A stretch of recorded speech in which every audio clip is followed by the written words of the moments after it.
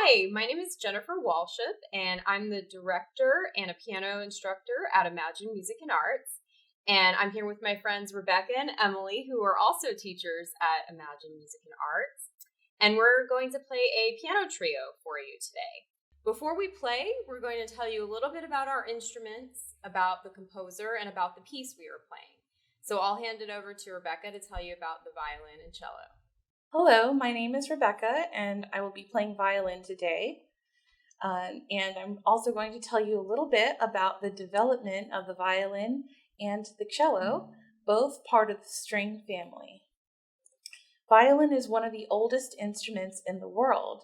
It is thought that the first violin to closely resemble the modern violin was built by Italian Andrea Amati in 1555. Violins at that time had a neck that was more parallel to the body, and they were also wound with gut strings and played with a concave bow. The modern violin has a neck that is more angled downward from the instrument, allowing for more tension at the bridge and more of an angle, enabling louder sounds and higher pitches. The earliest cellos were developed during the 16th century and were frequently made with 5 strings, serving mainly to reinforce the bass line. It was Antonio Stradivari who developed the modern cello as we know it in 1710. Now we have 4 strings on the cello, and this standardization helped facilitate the emergence of virtuoso players such as Luciano Boccherini. So the piano is not quite as old as the violin and the cello. However, some of its ancestors are. In fact, the organ was invented in around 3 BC.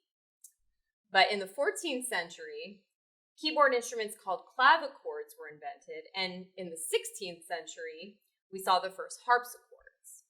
The clavichord, the harpsichord, and the piano all have strings like the violin and the cello. However, they work a bit different. The harpsichord has a mechanism that plucks the strings when you hit the keys, giving it a light, almost tinny sound.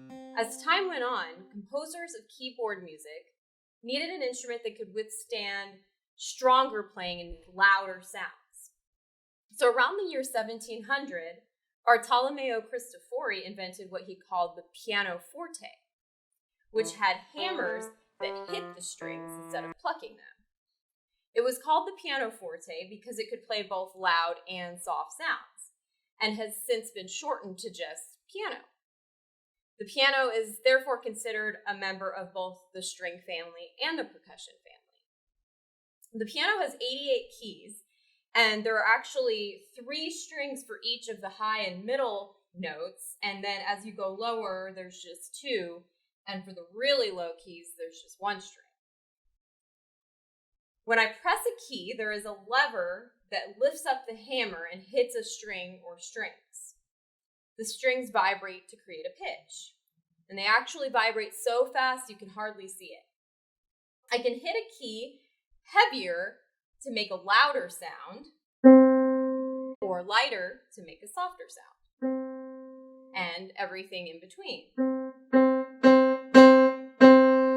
Listen for some loud and soft sounds when I play with Emily and Rebecca. The piano has 3 pedals, but I'm just going to talk about the one I will use today, called the damper pedal. It lifts the dampers, which rest on top of the strings and make them stop vibrating. If they are lifted, the strings keep vibrating and the sounds can blur together a bit more. I use this quite a bit in our piece to create emotion and add emphasis to certain parts.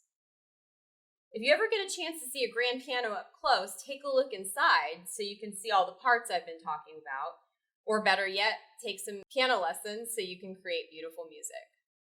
Hey there, friends! My name is Emily. Today, my colleagues and I will be playing the first movement of Beethoven's Opus 70, No. 1 Piano Trio in D major, also famously called the Ghost Trio. Opus 70 is a set of 2 piano trios written for piano, violin, and cello, both composed in 1808 during a stay at Countess Maria von Ardodi's estate. Written during what is known as Beethoven's middle period, he had completed his Symphony No. 5 the previous summer and wrote the 2 trios after finishing his Pastoral Symphony, Symphony No. 6. This was a period of uncertainty in Beethoven's life, in particular because he had no dependable source of income at the time. Although we will only be performing the first movement for you today, the Allegro Vivace e con Brio, the Ghost Trio gets its name for the eerily sounding second movement. Beethoven's most famous piano student, the composer Carl Czerny, wrote in 1842 that the second movement, Largo Assai, reminded him of the ghost of Hamlet's father. He was close. Evidence from pages of Beethoven's notebooks suggests the composer was discussing an opera of Shakespeare's Macbeth with the playwright Heinrich von Collin at the time. The words Macbeth and End appear near sketches for the Largo. The ghost movement was possibly meant for a scene of the Three Witches. Czerny's nickname stuck, and that is how the work is known as the Ghost Trio today. I want to share with you all a short analysis of the first movement by Alex Burns of classicalexburns.com. It will be particularly helpful to have in the forefront of your mind as we play the Allegro Vivace e con Brio for you. He states, opening with a triumphant unison figure, the main theme of the movement is played within the first few bars. The style is direct, which gives an arched shape to the movement, making it more succinct. Beethoven does this with the first and third movements, as the second is the most developmental. The imitative nature of this movement is showcased through the sheer communication between the three parts. The strings in particular offer a colorful call and response sequence that is aptly accompanied by the piano near the start. The music is vivacious, and the bold unison sections make a real dynamic impact. The theme is passed around all three parts and developed over the course of the movement. Near the end, the tempo and dynamics begin to drop to build tension before an unusually slow section ensues. This soon passes before the triumphant end to the movement sees all three instruments unite once more.